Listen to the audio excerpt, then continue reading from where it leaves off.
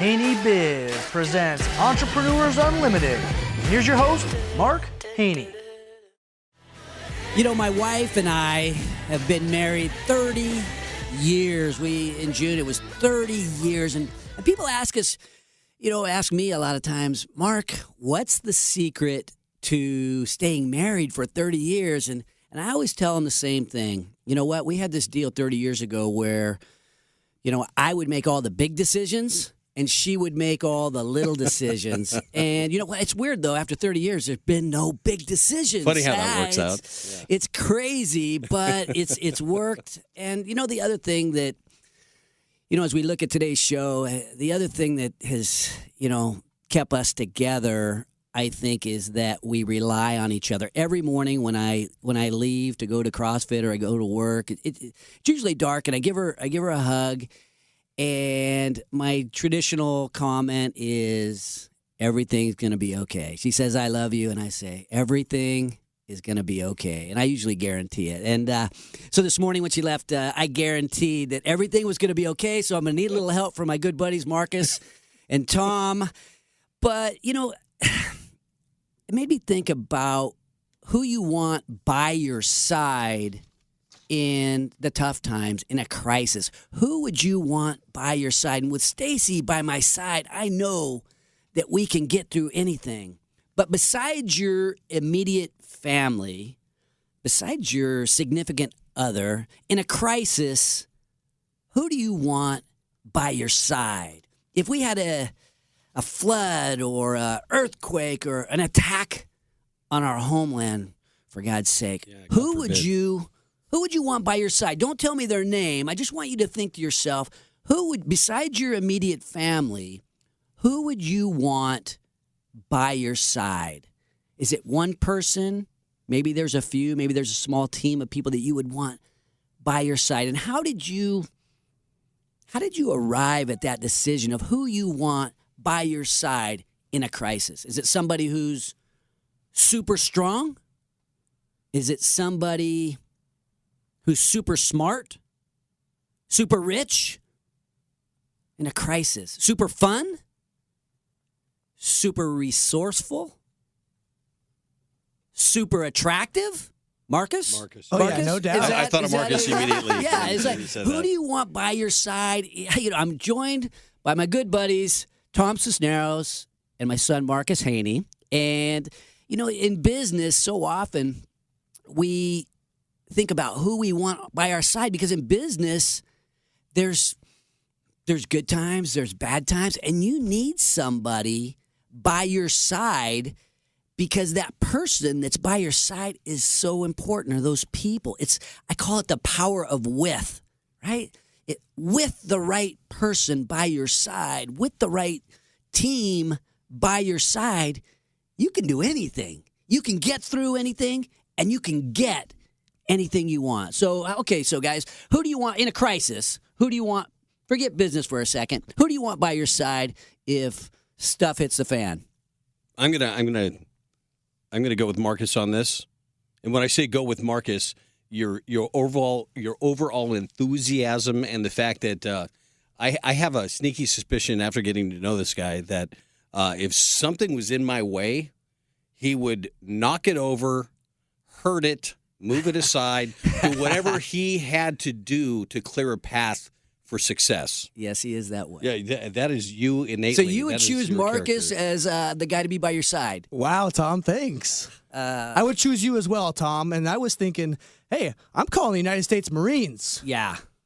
Amen to that. Well, you had mentioned resourceful, and it's going to be different in any particular case, right? I like the idea of having a team of you got to have somebody smart. You got to have somebody with some fun so you can monetize a movement. Well, you know what I look like at X-Lax, I've always looked at this as the power of with, right? With the right person or team by your side, you really can get through anything, and you can get anything you want. And who's the right person to be by your side? And I think it's somebody that has the same commitment that you have. And if I had to pick a core value that's important to me personally, it's the value of commitment. And if you can find a crossover of commitment where you and your loved one are committed to the same goal, to the same dream, or you and your business partner are committed to the same goal or the same dream, that's so powerful. And so sometimes it's tough to find people that are committed to those same things. But when you have that, it's magical. And when you don't have that, it can put you in a world of hurt. But the other thing about choosing the right person or the right team is somebody who's complementary to you, somebody who doesn't necessarily have the same attributes. If you pair up with somebody who's got exactly the same attributes as you do, well, you might be missing something. Because what I've found in my 52 years is nobody is great at everything. There's jack of all trades. Sure, there's people who are well-rounded. But if you want to do something, if you want to have something of greatness, you need to have people who have great attributes in certain areas, and nobody is great at everything. So if you can find somebody who complements you, who brings out your greatness, and you help find a way to bring out their greatness and others' greatness, maybe it's a group of 2, 3, 4, 5, 10 at the foundation of your company or at the foundation of your family, then I think you've got the makings for something very special. So, and I don't know if you guys have kind of felt that, Marcus, what complements you with your strengths? I know you've got the commitment side. The three of us I would be nowhere on this radio show without you. And as I think about how you guys complement me on this team, you guys have skills and strengths that I only dream of having. Yeah, I think that organizational for me is my anti. So, I got to look for somebody who helps me. You're not organized. No, exactly. Organization is the bane of his existence. So if you wanted someone to compliment you, hopefully they would be organized. Yeah, and hopefully they'd compliment me like Tom did a little bit earlier as well. Thanks, Tom. Make you feel good a little exactly. bit. Yeah. How about you, Tom? What strength would compliment you? I have no problem going in head first, which could be actually have negative repercussions. But I think I need somebody next to me that's analytical. Okay. I kind of jump before I think, which isn't bad in somebody some cases. Somebody who could handle risk management a little bit. That would be good. Yes. I'm thinking of somebody off the top of my head, but I'm not allowed to say his name. Okay. But yeah, somebody that. Yeah. Yes. I know who you're talking about. He's the guy you're talking about, Dave? Of course I am. Oh, we're not supposed to say it on the radio? We have insurance, I think, in case we defame anybody. I think we have a little insurance policy that Dave made us get. So anyway, we found a way, I think, with the three of us to kind of complement each other and work to the same goal on this radio show. And I think that in many ways in business, and I'm just thinking of the listening audience and our guests that are coming up, they are finding a way to find people around them that complement them and that have the same goals as what they do. So the commitment to those goals and the complementary nature of who you surround yourself with is so important. And as I just think about, my wife and I were, as we get ready to introduce our guests, my wife and I were at the River Cats game with Tom and Teresa Candris, Package One, our sponsor, and we were sitting behind the home plate, and it was cool. I mean, Tom hooked us up with some great tickets, and we took Limitless Limo down to the game and had a blast. The Giants were playing the River Cats, and toward the beginning of the game, one of the balls, and this has never happened before, but there was to me, but the pitcher threw a pitch, and it popped up super high in the air, and it went over the backstop, and it was coming right at my wife, Stacy. And so what did I do? Get out of the way. She was hiding behind me, and I reached up, and I caught the ball. It's over my gym bag there. I caught the ball at the River Cats game, and I looked at it, and everybody's kind of looking at me. All eyes are on me. The camera's on me and all that. And I looked at Stacy, and guess what I told her? Everything's going to be okay, baby. There you go. Yeah. She was so happy as the hero. Coming up in the show, we have Dan Morash, founder of the incredible startup Safe Soil. Right after the break, you will meet Chris Ewing. Chris co-founded the Sherry's Berries distribution business and led the well-known strawberry gift company to a successful exit. He has since gone on to launch One Inc., a nationwide software company aimed at the ever-changing insurance industry. This is Entrepreneurs Unlimited on Sports 1140 KHTK, streaming live, podcast, and YouTube at haneybiz.com. All right, welcome back. We are here.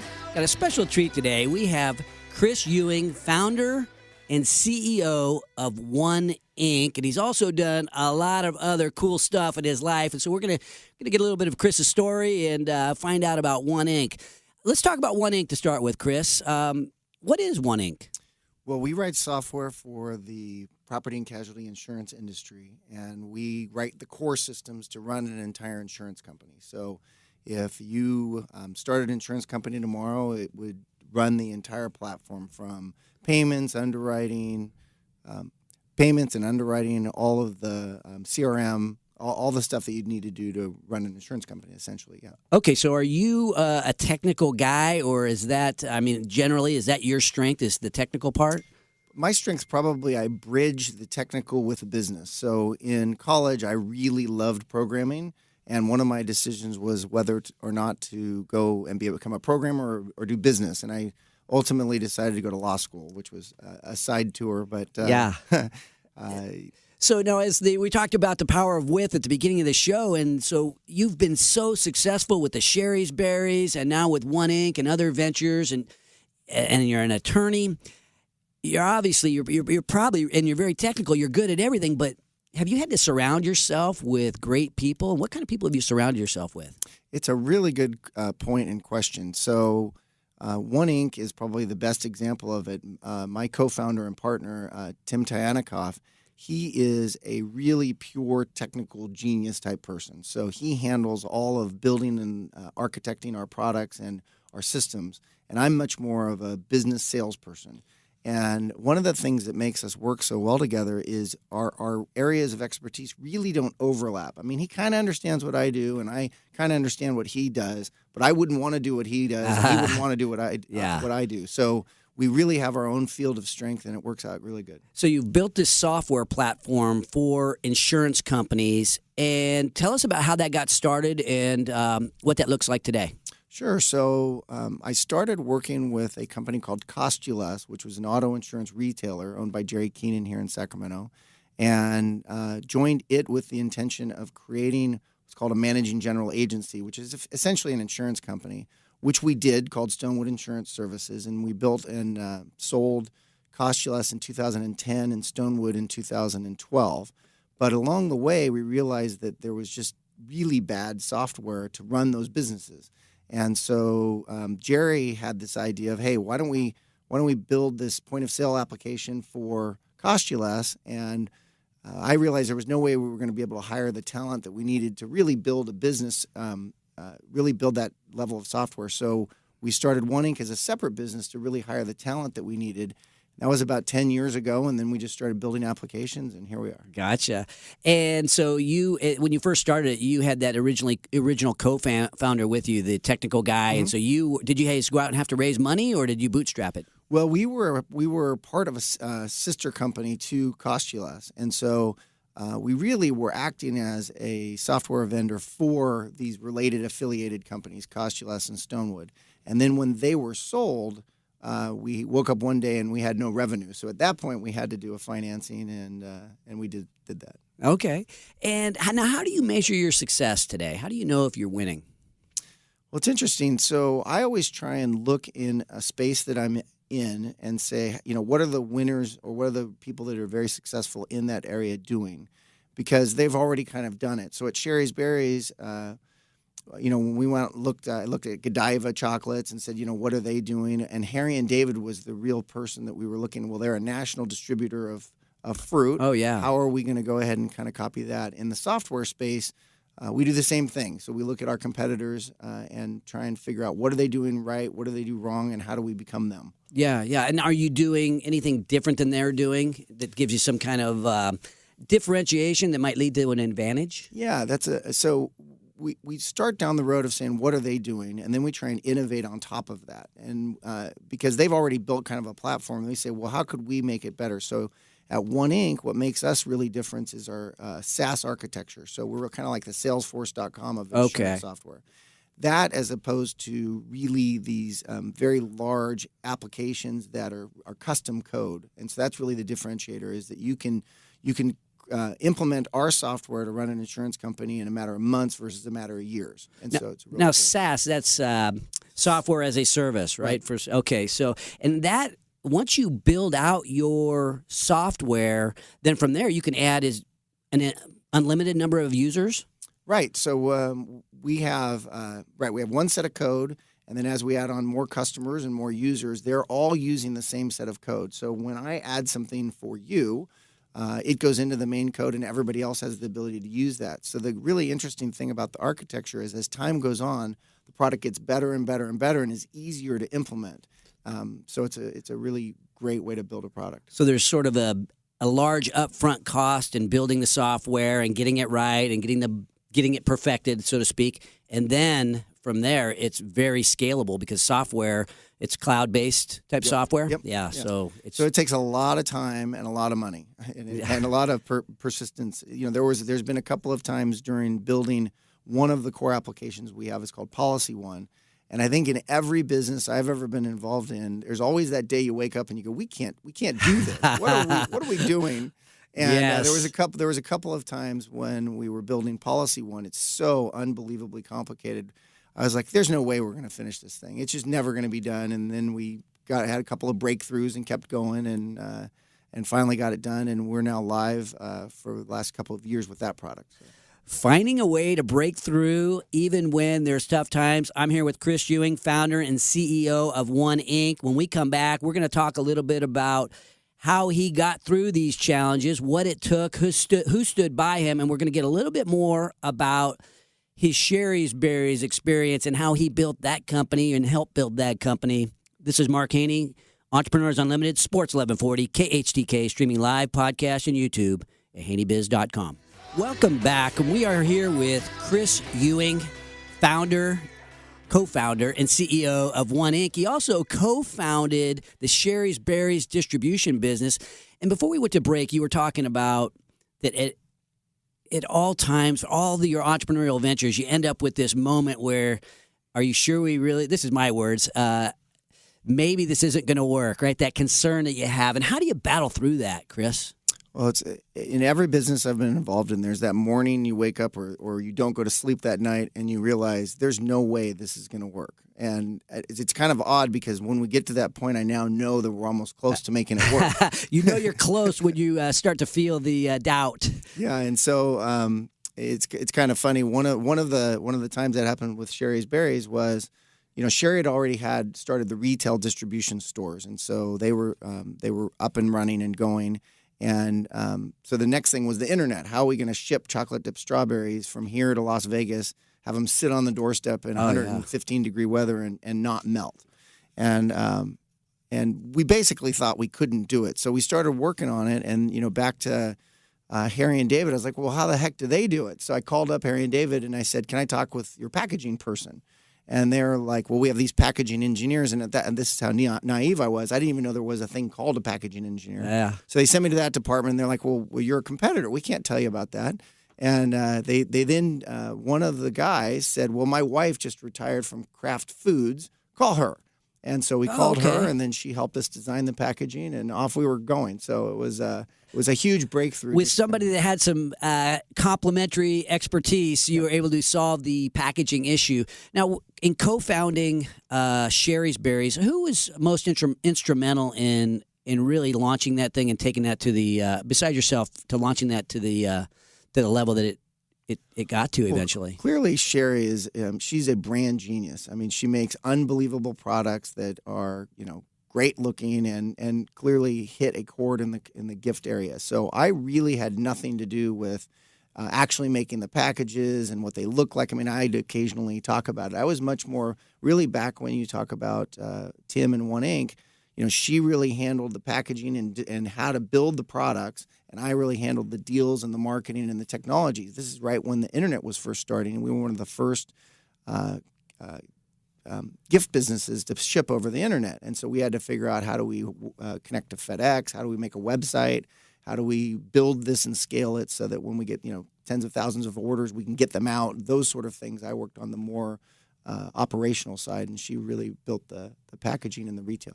So you had people and you have Tim with complementary strengths. How about the commitment side? How do you arrive? This is advising entrepreneurs. How do you arrive at the commitment, the shared commitment to grow a company?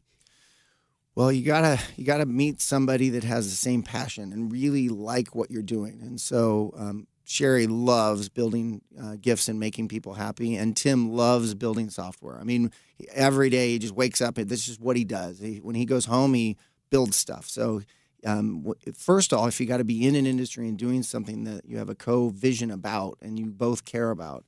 And then getting it's like marriage. Sometimes it's hard to get the right person, and you got to go through these trials and tribulations, and it really stresses the relationship. And Tim, there's nobody in the world that's been better than him. He has, we've been through a lot over the last 10 years on how to make this thing work and how do we build through these problems. And he stood by the team and outworked me, which is unbelievable. And what would you say to Tim right now? I mean, if he was listening, what would you say? Give us your thoughts toward Tim. Tim's the best. I'm not the easiest person to understand, and a lot of people really don't get me. He gets me and understands me as well as anybody, and knows that I'm really trying to build what's great for him and for us. And he's just my best partner and one of my best friends. Yeah, he's just awesome. That's awesome. And our good friend Greg Van Dusen brought in a bottle of marbles here, and he says that if you have 5 or more people that guess the number of marbles in this bottle, that the average of the 5 people's guesses on the number of marbles in this bottle will be more accurate, will be closer than any one guess alone. Okay, so I have this bottle of marbles here, and we've each given a guess, and the bottle looks like a wine bottle, sort of, or a booze bottle. Probably a booze bottle if it's Greg, right? No, I'm just kidding. That's a joke. But how many marbles? As we look at this, I wanted the guests to know what was going on. You made your guess already. Yep. Okay, and Tom, you made a guess as well. I have. Okay, and Marcus, you made a guess. I made a guess, and Dan's coming up. He's going to guess, and we'll find out the average in a few minutes. But I kind of wanted to set this up for our listeners because so many times you put a group of 4, 5, 6 people together in a room, and they're so much stronger. So just as my closing thoughts to you, Dan, Chris, thank you so much for coming on the show today. And just any last words of wisdom to us entrepreneurs out here who are trying to build businesses? Well, since you've been talking about building a team, I think one of the absolute critical things in building a team is making sure that you surround yourself with what I call A players. And then when you occasionally get somebody who may be an A player in a different position, but not an A player in your current situation, that you make sure that you keep those people moving on and you keep the great people in. Because what happens is great people for that business really surround themselves with other great people, and it gets synergistic, and then you can build something really special. All right. I want to thank Chris Ewing for sharing his entrepreneurial wisdom today. Coming up in the show, we have the founder and CEO of California Safe Soil, Dan Morash. This is Entrepreneurs Unlimited on Sports 1140 KHTK, streaming live, podcast, and YouTube at HaitiBiz.com. All right, welcome back to the show. We are here with Dan Morash, founder and CEO of California Safe Soil. How you doing, Dan? I'm doing great, thanks, Mark. Great. Thank you for coming down on a Saturday and sharing your story. You and I met the other day at a pitch contest or a pitch opportunity where you were pitching California Safe Soil at Capitalize. Our good friends Monique Brown and Jack Crawford were putting on that big event. And when you and I met, I was so amazed at how professional you were, and it was obvious that you had done that kind of thing before. I'm assuming you have. But tell us a little bit about California Safe Soil. Sure. We're a startup company based in West Sacramento. I'm actually from New Jersey, an investment banker with a background in a variety of technologies like wind, solar, geothermal, waste to energy. And so this technology came along. I put a group together. We own the rights to the IP, and California was the right place to do this because we were University of California at Davis is the #1 ag school in the country. Right. Well, some others would object to that, but that was my view anyway. And being near Sacramento and the regulatory community there, if you're going to build any kind of plant, you need to know your way around the regulations. So that's why we set up shop here in 2012 and built a pilot plant in West Sacramento in order to demonstrate the technology. It's very simple. We take food waste from supermarkets and we convert it into fertilizer for farms. So it's an environmentally friendly approach, and so that makes California a better place to build a business, or was it mainly the UC Davis connection? Well, my friends in New Jersey thought I was nuts for trying to start a business in California because it doesn't have a business-friendly reputation. Right. But I think in an environmental business like this, there are definitely things that we've experienced over the last several years where people have helped us. So let's talk about the actual process. You take food from a grocery store, and then you do what with it? Okay. We digest it, we pasteurize it, and we stabilize it. So digesting is just like what happens in your stomach at lunch. We use enzymes just like that are in your stomach. And so we take the proteins, fats, and carbohydrates from food that the supermarkets it's no longer safe to sell. It's the end of its life. So then we grind it up. We use enzymes to break it down into amino acids, fatty acids, and simple sugars. And then we pasteurize it for food safety. Okay. And by then it's a liquid because food is about 75% water to begin with. And so that's a liquid full of nutrients that at the farm they can run it through the drip lines right into the root zone to grow the next crop. Okay, so it actually becomes a kind of fertilizer. Exactly. Okay, so the food gets digested, gets it put into this liquid form, and then you sell it to farmers? Yes, exactly. Organisms that live in the soil eat the same food that you and I do. Okay, interesting. And is it smell as bad as what it sounds like it might smell? No, actually. Running through the digestion does not sound good. We've operated this facility for 4 years in a large warehouse. We have a 4,000 square foot suite and a 40,000 square foot warehouse. And the Board of Equalization is in 4 of the suites in this same building as office space. And they don't mind it, huh? They haven't issued a single complaint in the 4 years that we've been there. That's great. So, okay, so you're an investment banker, and a lot of people listening might not know exactly what that is, but it's obviously in the financial community. So you've been around putting deals together, right? Yes, project finance in energy and infrastructure. So food and energy are 2 different sides of the same coin. We saw that with the whole ethanol debate back in the 2000s when a lot of additional ethanol capacity was built. And as a result, the price of corn and the price of food went up because so much corn was being used to produce ethanol. So really, this is a question of there's value in food that's being wasted. 30 to 40% of all the food that's produced in this country gets wasted. It's pathetic. And so we're trying to do something positive with it. And you can repurpose those nutrients and grow more crops, grow the next round of crops. Right. Very environmentally friendly. And is it affordable? Is it as affordable as traditional fertilizer? Yes, that's the whole point, is that when you have a very low cost of acquiring your raw materials, low cost of capital, and low operating expenses, you can produce a competitive finished product that then increases productivity for the farmer and puts money in their pocket. So I'm kind of a baseball guy. We were talking about baseball at the beginning of the show, and you're putting the deal together. You're trying to get a proof of concept. What inning are you in at California Safe Soil? I'd say about the 3rd inning. You're at the 3rd inning. Okay, so you guys are pretty far down the path. Well, out of 9. Yeah, okay. Yeah, it's not Little League. We're not going 6 innings. So you're a third of the way through. You've got your proof of concept. Are you looking for funding today? Not at this moment. Startup companies are always in the market.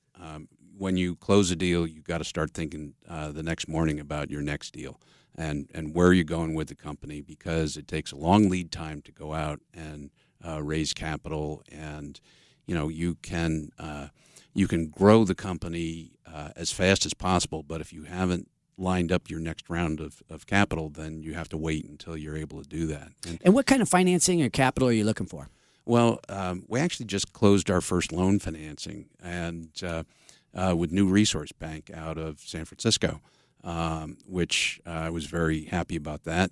Prior to that, we've raised over $12 million in angel capital, basically from high net worth investors and from impact investors, because this is a sustainable ag program. So, for example, there's a program that Patagonia has called 20 Million and Change, and they invested in our company.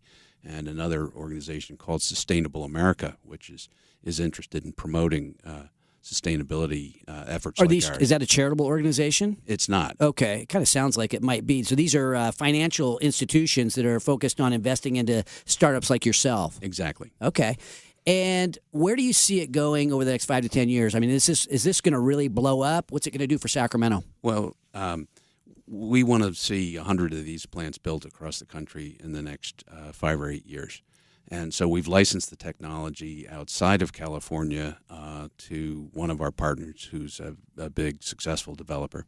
And that way we're able to engage with the national scale supermarkets because the idea is to build these plants in a warehouse right next door to the distribution centers that the supermarkets use to supply their stores, because then their trucks go out to supply the stores, they come back empty to the distribution center. Well, they can have all of their food waste in these containers that we use that are double-walled insulated containers that keep the food as fresh as possible. So, that's one of the key issues in the technology is if you have a plant that doesn't smell, no nuisance odors, no effluent, no solid waste. We recycle 100% of what we take in, and as a result, we're able to get permitted in urban areas near where the food is. So that eliminates an entire haul of waste away to the landfill, which is a key part of the efficiency of what we're doing is to eliminate that haul by co-locating with distribution centers. Oh, that makes a lot of sense. Okay, I have two final questions.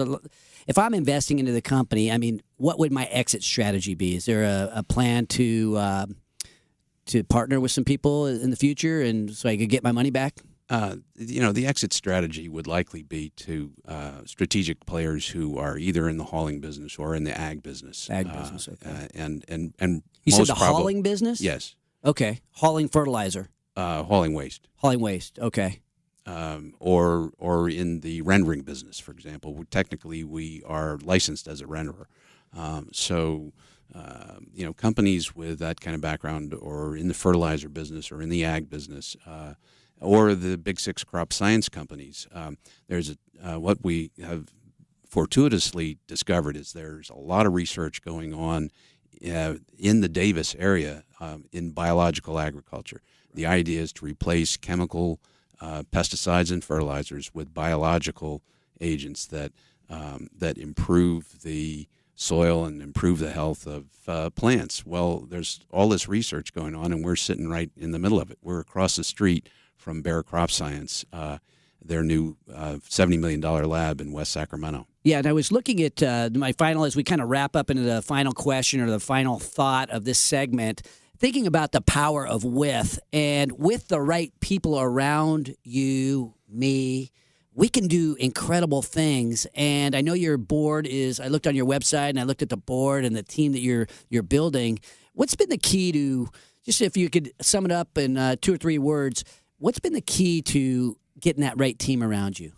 Alignment of interest is the key. It's not only having the right people with the right skill, but to get everybody to pull together, and everybody to think about what's in the best interests of the company as a whole, rather than what do they need to get. The same commitment. It's just any time, whether it be in football, baseball, or building a business, or even a family, if everybody's got the same commitment, that crossover of commitment, anything is possible. And okay, so we're doing this exercise where we got this bottle of marbles here. And Greg, can you kind of come in here and help me out with this? Greg has brought down a bottle of marbles, and it's his story. And so I'm gonna share it with you. But he says that if you get a group of 5 or more people together to guess the number of marbles in this jar, that the average of all the guesses is more accurate than any of the guesses individually. So I guessed 225. What did you guess? 250. You guessed 250. And we had Tom and Marcus took a guess. Greg, jump on in here and let us know what the outcome is. Yeah, this is amazing. Dan, you really are a genius. I've done this maybe 100 times, and this is the first time any individual guess has been closer. Oh. So those of you who have a chance to invest in California Safe Soil, you better get on this He's guy. a genius. Okay, he was the closest then. Dan was 250. The actual number is 252. Oh, wow. The average estimate was 233. The high guess was 342. Okay. And the low guess was 41. The low guess was 41? Yeah. Who was that? I'm not sure. Chris in the control room has raised his hand. Chris, you're killing. Do not go into business with Chris unless you want somebody at a completely other end of the spectrum. And you know what, Chris? You do balance us out. So we are happy to have you here. It balances ourselves out. We're committed to the same goal, building a radio show, building a community that really inspires entrepreneurs, that really takes a passion for making this community what it can be. And I want to thank you very much for being on the show today, Dan. I want to thank Chris Ewing for joining us on the show. I want to thank our sponsor, Limitless Limo, ll916.com. I want to mention again that if you want more Mark Haney, and a lot of you do not. But if you do, you can go to our Facebook page or haneybiz.com, and I'm making a series of shorter videos that are really a kind of a Coach Haney, how to build your small business, some of the mistakes I've made through the School of Hard Knocks. And I want to share that with you guys. If we can help you build your dream, then I win as well. And I want you to stick around because I'm going to have some closing thoughts that are going to give you a better understanding of the essence of why I'm doing this show and a better understanding of what the power of with means to me. I'm going to share my closing thoughts when we come back, and together we are going to find a way to change the world. This is Entrepreneurs Unlimited on Sports 1140 KHTK, streaming live, podcast, and YouTube at haneybiz.com. You know what? I think that today's show was pretty impactful. We talked about the power of with at the beginning, and with the right business partner, with the right people around us, we can do so much more. With the right person or team, we can get anything we want in life. We can build businesses like what Chris Ewing has built with Sherry's Berries, and now with One Inc., and then also what Dan Marash is doing. He's about to build a really significant company, and it's based right here in our region, and it's really cool. I think as I flash back in time a little bit, thinking about why we started the Haney Biz project, and I had left my job, after selling off some of the companies, and thinking about what I wanted to do in my life, and I thought about what am I passionate about, what do I know, and what am I passionate about, and I think some of the stuff is you got to surround yourself with people who know things other than what you know that can help you. And it's the power of with that is so impactful. And so I thought about what do I want to do and who would I want to be helping me with it? I thought, okay, I know what it's like to be the parent of 2 great kids. And one is a Marine. And I know that coaching sports is something that I've always loved. And I know I've always had some fun building businesses. And so I had some experience in some of these areas. I knew what I knew, and I knew about the power of with. I knew what that meant. I knew that 1 + 1 = 3. If you have the right people with the right crossover of commitment, with you have the right the right complementary strengths, shoot, anything is possible. And so I remember thinking, I care about my family, I care about my friends, and I care about my community. And so that's why we started the Allegiant Giving Project, and that's why we started the Allegiant Giving Partners. And together, the partners can do so much more. And for those of you guys that don't know what that is, it has an advertisement that we talk about, but really a group of businesses have come together, and we call them the Allegiant Giving Partners, to figure out a way to help our community. And our focus is in young people and the heroes of today. So our focus is on today's heroes and tomorrow's leaders. And together with these complementary strengths, these businesses are finding a way to change our community. And so I just want to take a minute to thank my partner businesses that are helping build this. And I think together, I think we're unstoppable. And what inspired me really was really the idea of patriotism. You know, I grew up in this town, and my son being in the Marines, and that we could create something that was kind of a hometown patriotism, right? Where you're really committed to our community, because not everybody can go off and serve in the military. And I remember not really understanding what patriotism was until 9/11, and I don't even know that I really have a true understanding of what the word patriotism means. But I remember after 9/11, I saw the way the country kind of came together after those terrorist attacks, and how just everything was different, and how we strengthened as families, and it really as a community and as a country. And on that day, I witnessed the power of with. And I gained a better understanding of the true meaning of the word patriotism. And my nephew, AJ, joined the Marines and did a couple of tours of combat. My son, Marcus, joined the Marines.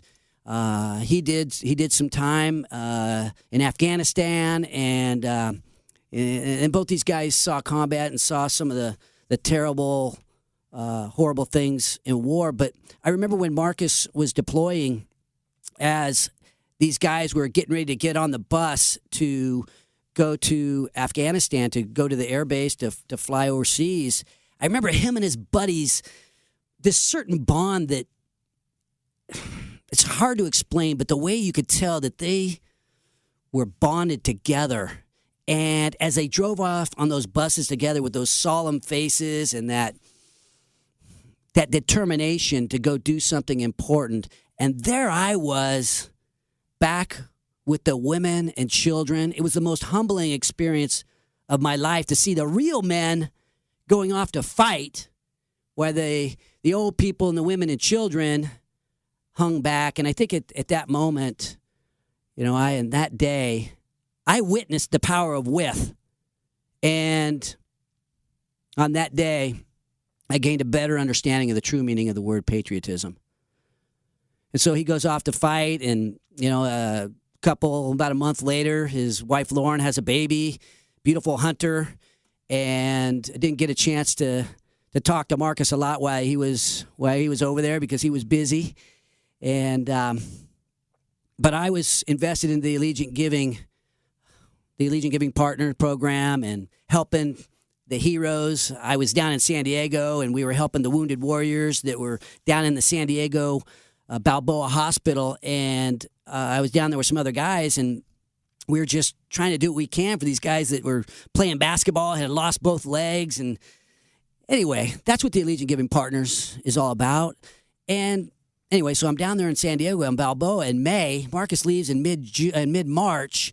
And then on June 7th, just a couple weeks after I was down at Balboa, I get a call, and it's Marcus in the middle of the night. My wife and I laying in bed in the middle of the night and turn on the phone, and it's Marcus. And he's got his voice is lower, and he says, "Hey, guys, I'm coming home." And we're like, "What? Are you okay? Are you okay?" And he had been shot in the leg, and he was just waking up from his first surgery. And about 3 or 4 days later, we end up, ironically, right back at Balboa Hospital. The same place. The same place that I had been 2 weeks earlier. And now my son is there, having been shot. And so he, after he wakes up from his, I think it was his third surgery, and I just remember this moment like it was yesterday. And I remember he was able to, his wife put his son Hunter in his arms as he was laying in the hospital bed, and the way that Marcus lit up when he held Hunter for the first time on that day, I witnessed the power of with, and I gained a better understanding of the true meaning of the word patriotism. And so I would invite any of you to help me and the Allegiant Giving Partners come down, help do what we can do to change this world. You know what? We all do what we can do, whether you're a firefighter, a police officer, a school teacher, a high school football coach, or a guy that's providing jobs as an entrepreneur. That's hometown patriotism in my book, ladies and gentlemen. And I invite you to come down and share with the Allegiant Giving Partners what we are trying to accomplish, investing in today's heroes and tomorrow's leaders. Never above you, never below you, always by your side.